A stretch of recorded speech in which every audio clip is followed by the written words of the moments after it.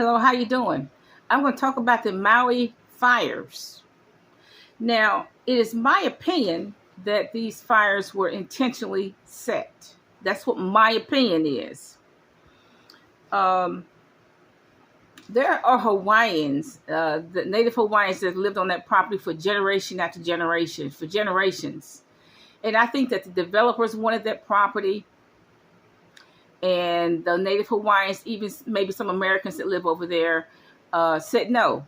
And the one thing that makes developers angry is when they want a property that a poor person has, and that poor person says no.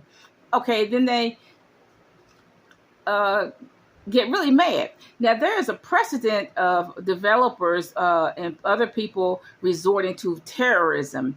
I mean, after Reconstruction, when blacks moved on some property that the white man wanted, they say either sell us your property or we're going to burn you out. And that's what they did. If the black people said no, they burned up the churches, the schools, the houses. One elderly lady said her father was murdered because they wanted his land. And there are just countless stories of black people being run off their land. I mean, look, that's what Lake Lanier is all about. Black people and natives being run off that land. That's what the whole Lake Lanier is all about, being run off their land at gunpoint. And there are many black people who can testify that they were run off their land at gunpoint. So I think the developers wanted that land because it's prime real estate. It's right near the beach. Now, right now, there's a land grab. Right now, there's a war against poor people. The developers, first of all, they have taken away earned income credit on taxes. The developers are going after the trailer park land, even though there's plenty of land in the United States. There's plenty of land. They don't have to do all these land grabs at the trailer parks, but they doing it. They grabbing the land of the trailer parks and kicking all those poor people out. So there is right now there's a battle against poor people.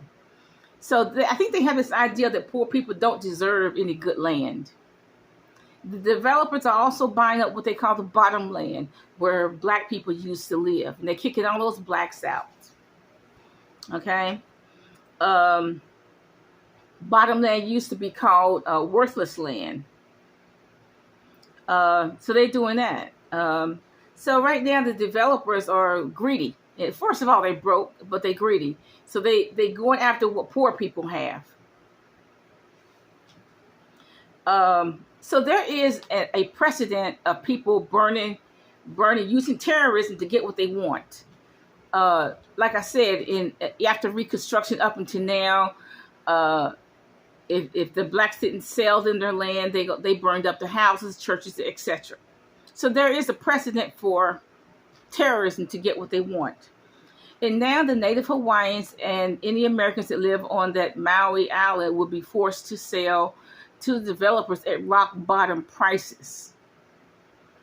Okay, and then developers are going to put up $1 million condominiums on that property. And the native Hawaiians will not be able to afford it. And my condolences goes out to the people in Maui.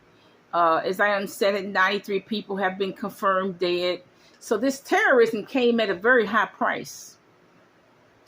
Now, the last 100 years, last 200 or 300 years, there have been no fires in Maui.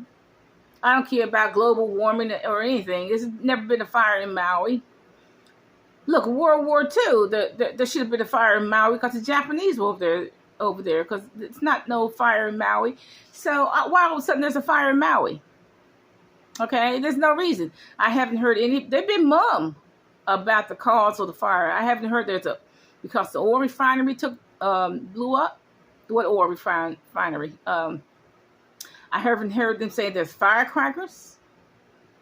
So, I mean, my conclusion and my opinion is that it was intentionally set. Because they're going to burn those people out. They kept saying, no, we're not going to sell it. So they burned them out. And now the native Hawaiians will be forced, and other people will be forced to sell their property at rock bottom prices. And they're going to build, you're going to see in probably the next 2 or 3 months, developers are going to go down there and they're going to build, they're going to all buy up all the land, and they're going to put up $1 million condominiums. No person of color. Now, the Native Hawaiians will not be able to afford it. Those $1 million condominiums. No person of color need apply to buy any of those condominiums. Bye.